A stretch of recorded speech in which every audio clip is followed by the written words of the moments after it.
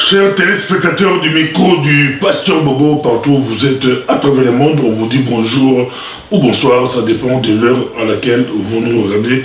C'est Californie, Paris-Sonne, nous sommes avec le frère Junior qui vous aime tant, encore avec lui. Bonjour frère Junior. Bonjour Pasteur Bobo. Comment vous portez frère Junior? Je suis béni, comment allez-vous? Jésus revient bientôt, très bientôt. C'est votre message, mais juste le présent, on ne sait pas encore quel jour, quelle date.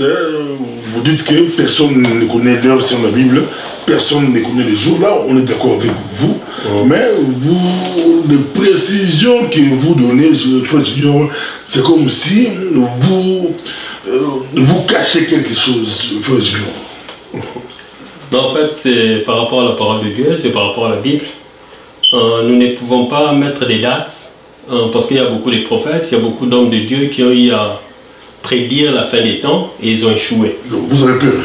Non, c'est pas avoir peur, mais c'est juste qu'on ne peut pas attribuer la fin des temps à une date quelconque que nous ignorons. Parce que nous passons pour des menteurs. 1914, 14-18, ça a échoué, 40-45, ça a échoué.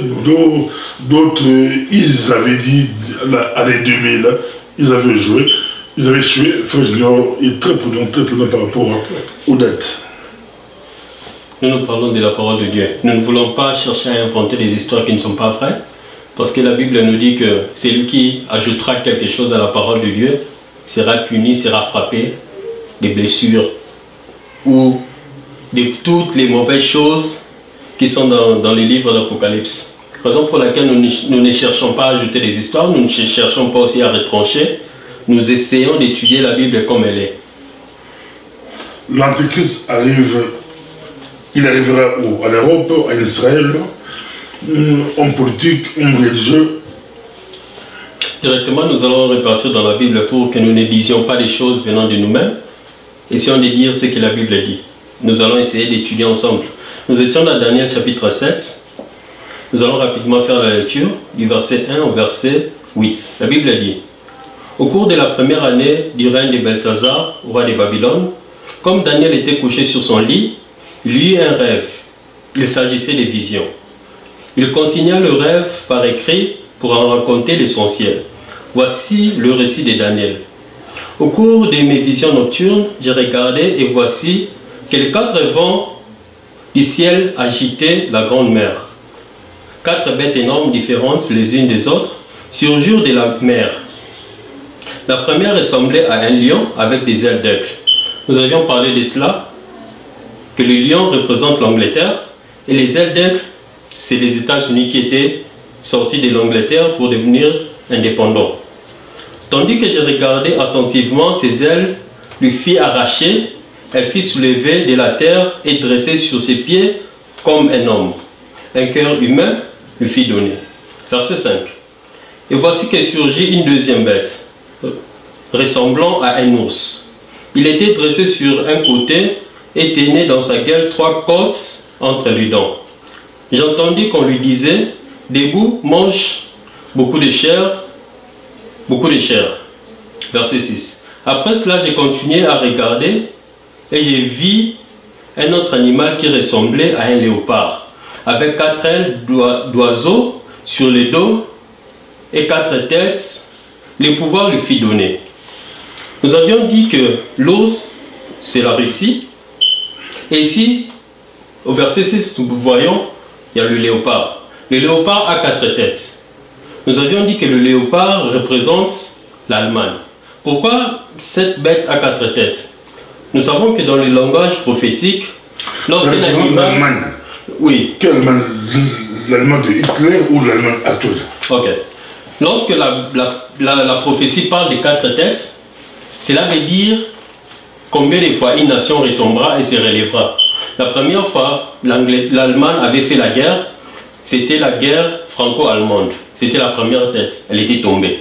La deuxième tête, c'était par rapport à la Première Guerre mondiale. L'Allemagne était tombée. La troisième tête, c'est la Deuxième Guerre mondiale d'Adolf Hitler et l'Allemagne était tombée. Maintenant là, elle vient de se relever, qui est représentée par la 4e tête. Nous allons mieux voir cela dans Révélation, dans Apocalypse. Continuons d'abord avec la lecture pour voir la dernière bête. Nous sommes au verset 7. Après cela, j'ai vu dans mes visions nocturnes, j'ai vu surgir une quatrième bête effrayante, terrifiante et d'une force extraordinaire. Elle avait d'énormes dents de fer, elle dévorait, déchiquetait et pétrinait ce qui restait de ses victimes. Elle était bien différente des bêtes que j'avais vues précédemment. Elle avait aussi 10 cornes. J'observais ces cornes et voilà qu'au milieu d'elles surgit une autre corne plus petite. 3 des premières cornes furent arrachées devant elle. Sur cette corne, il y avait des yeux ressemblant à des yeux humains et une bouche qui parlait avec arrogance. Nous allons directement sauter dans Apocalypse, chapitre 13. Parce que nous devons savoir que la Bible a été écrite par un même auteur, qui est Dieu lui-même. Il avait juste eu à utiliser différents secrétaires. Dans l'Ancien Testament, il avait eu à utiliser Daniel. Et dans le Nouveau Testament, il donne les mêmes prophéties, mais il a utilisé Jean. Et nous savons que entre Daniel et Apocalypse, il y a un espace d'environ 650 ans. Mais c'est les mêmes symboles qui sont utilisés dans Apocalypse chapitre 13. Dans Apocalypse, dans Daniel chapitre 7, c'est 4 différentes bêtes. Mais ici, dans Apocalypse chapitre 13, toutes ces bêtes sont unies pour devenir une seule bête. Nous sommes dans Apocalypse chapitre 13, la Bible dit: alors j'ai vu monter de la mer une seule bête, qui avait 7 têtes et 10 cornes. Elle portait sur ses cornes 10 diadèmes, et sur ses têtes étaient inscrits des titres insultants pour Dieu. La bête que j'avais vue avait l'allure d'un léopard, l'Allemagne. Ses pattes ressemblaient à celles d'un ours, Russie, et sa gueule à celle d'un lion, l'Angleterre. Le dragon lui donna sa puissance, son trône et une grande autorité. L'une de ses têtes semblait avoir reçu un coup mortel. Nous savons que la bête ici, elle a 7 têtes. Les 7 têtes sont une tête pour les 10 cornes, une tête pour l'Angleterre, une tête pour l'Allemagne et une tête pour Russie. Et ça fait 4 têtes pour l'Allemagne, qui font 7 têtes. Maintenant, une des têtes était blessée. Et c'est quoi cette tête qui était blessée? Nous avions dit que l'Allemagne, à cause de cette histoire de chercher à créer des guerres à tout moment, les nations puissantes, après la Deuxième Guerre mondiale, ils s'étaient mis ensemble, ils s'étaient décidés de diviser l'Allemagne parce qu'ils avaient compris qu'il y avait quelque chose avec l'âme allemande. Et ils s'étaient décidés de diviser l'Allemagne en deux. Il y avait l'Allemagne de l'Est et l'Allemagne de l'Ouest. Raison pour laquelle ils avaient construit le mur de Berlin. C'est pourquoi ici la Bible a dit que une de ses têtes était blessée. Donc à cause de cette séparation, c'était comme une blessure par rapport à cette bête. Mais après, cette blessure était guérie. Raison pour laquelle la Bible dit ici, l'une de ses têtes semblait avoir reçu un coup mortel, comme si elle avait été égorgée. Mais la blessure dont elle aurait dû mourir fut guérie. Là-dessus, le monde entier, rempli d'admiration, se rangea derrière la bête. Donc cette blessure était guérie. Lorsque l'Allemagne s'est reconstituée ensemble aujourd'hui, raison pour laquelle nous parlons de la 4e tête. Après cette séparation, l'Allemagne s'est reconstituée. Maintenant, nous allons voir cette bête qui s'est mise ensemble pour diriger le monde. Raison pour laquelle la prophétie ici, la Bible nous dit que les dragons lui donna le pouvoir et l'autorité pour contrôler et diriger tout le monde. Nous savons directement que ça c'est la bête de la fin des temps, qui est l'Antichrist. C'est un homme politique qui surgira de l'Europe. Et ici la Bible nous parle des 10 cornes. Quelles sont ces 10 cornes? Pour anticiper directement, pour avancer par rapport à ce que nous sommes en train de dire. Aujourd'hui nous vivons la fin des temps. Parce que toutes ces prophéties sont en train de se réaliser. Emmanuel Macron vient de créer, avant il y avait NATO. NATO en anglais. Mais NATO était plus dominé par les États-Unis. Depuis que Trump a eu le pouvoir, il essaye de retirer les États-Unis de toutes les institutions qui sont mondiales, on peut dire. Il a retiré déjà les États-Unis des Nations Unies. Il a retiré les États-Unis de tous les accords qui étaient faits pour réunir le monde. Parce qu'il veut que les États-Unis puissent s'éloigner de tout ce qui constitue le gouvernement mondial. Nous allons comprendre cela parce que c'est une prophétie. Maintenant, Emmanuel Macron, comme lui, il a l'idéologie de constituer le gouvernement mondial, il a créé une intervention de l'Europe qui est constituée de 10 armées de 10 différents pays. Et cela a été créé en novembre 2018. Je ne sais pas si vous en avez entendu parler. Il a présenté ces 10 pays, c'était en cette année, au jour de la Bastille. C'était le 14 juillet, si je ne me trompe. Le 14 juillet 2019, au jour de la Bastille. Quelles sont ces 10 nations? Quels sont ces 10 pays?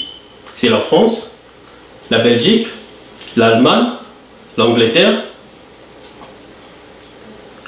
l'Espagne, Portugal, Italie, l'Allemagne, Danemark et Estonie. J'avais écrit ça pour ne pas oublier. Donc c'est 10 nations, exactement comme la prophétie a dit. Et parmi ces 10 nations, c'est là où il y aura une corne comme Daniel avait prophétisé. Il y aura une corne qui va se soulever au milieu de ces 10 nations. Et c'est au travers de cette nation que l'Antichrist viendra. Donc c'est par cette bête que l'Antichrist sortira pour diriger toutes ces nations. Oh, pour vous, l'Antichrist, c'est homme politique. C'est un homme politique.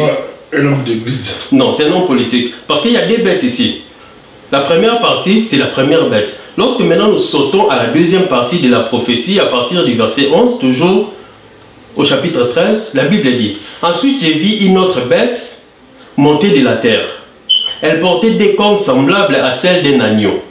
Nous savons que lorsque la Bible parle d'un agneau, l'agneau, nous connaissons que l'agneau qui ôte le péché du monde, c'est Jésus-Christ. Mais cette bête ici, la Bible dit, elle portait des cornes semblables à celles d'un agneau, mais elle parlait comme un dragon. Donc cela veut tout simplement nous faire comprendre que c'est une personne qui semble être innocente, mais qui est diabolique. Et ici, cette personne, c'est le faux prophète. Ça, c'est l'homme politique. Amin. Ça, c'est l'homme religieux.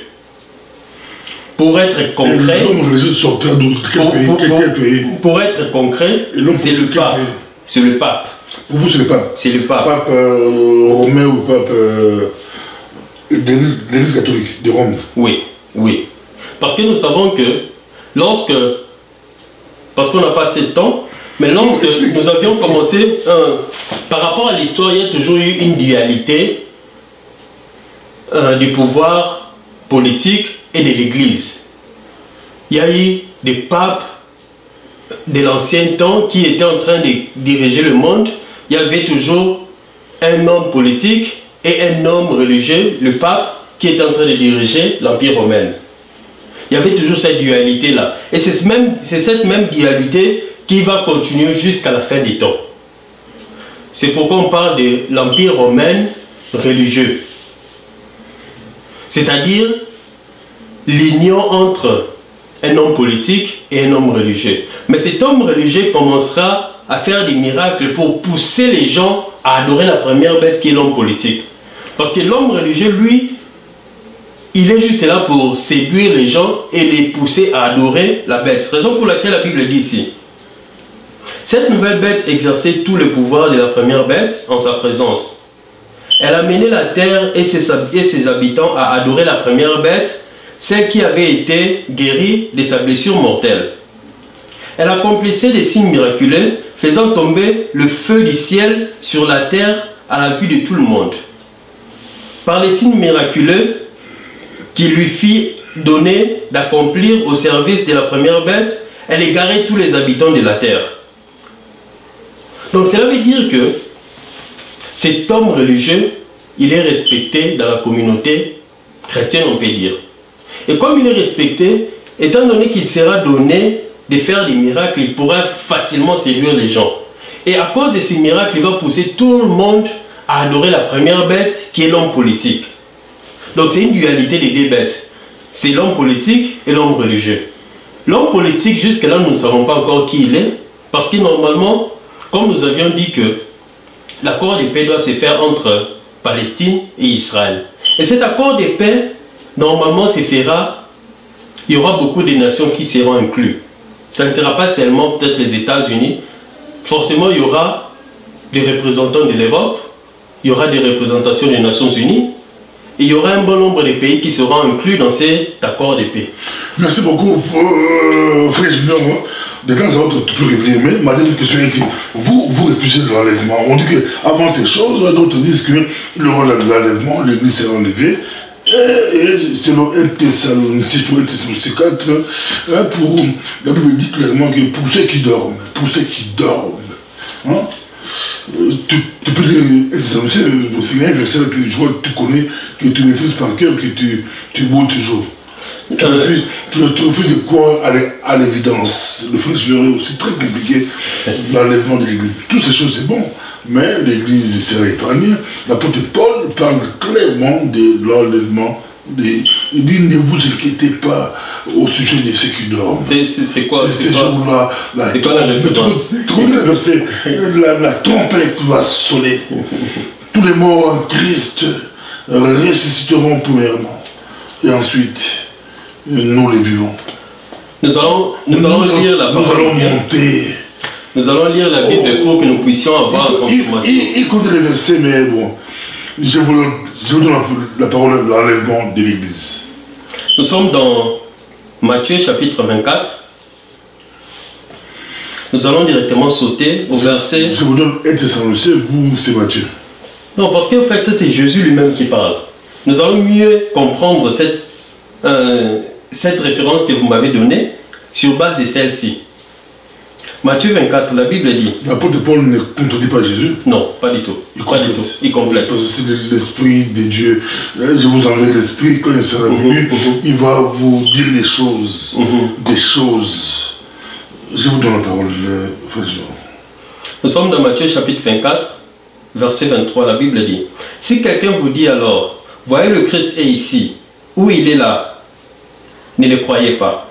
Des faux Christ surgiront, ainsi que les faux prophètes. Ils produiront des signes extraordinaires et des prodiges au point de tromper, si c'était possible, ce que Dieu a choisi. Verset 25. Voilà, je vous ai prévenu. Si l'on vous dit, regardez, il est dans le désert, n'y allez pas. Si l'on prétend, il se cache en quelques endroits secrets, n'en croirez rien. En effet, quand le Fils de l'homme viendra, ce sera comme l'éclair qui jaillit du levant et illumine tout jusqu'au couchant. Où que soient les cadavres, là s'assembleront les vautours. Immédiatement après ces jours de détresse, la Bible dit clairement, après ces jours de détresse. Et nous savons lorsque Jésus parle de jours de détresse. L'apôtre Paul ajoute au son de la trompette. Parce que les gens se posent des questions. Les gens se tracassent. Oui, on avance. Les gens se tracassent au sujet de ceux qui dorment, au sujet des morts. C'est un verset que vous connaissez. Dans tous les deux, on le prêche. L'apôtre Paul dit, la trompette va sonner. Il précise, tous les morts en Christ vont ressusciter premièrement et ensuite nous les vivons.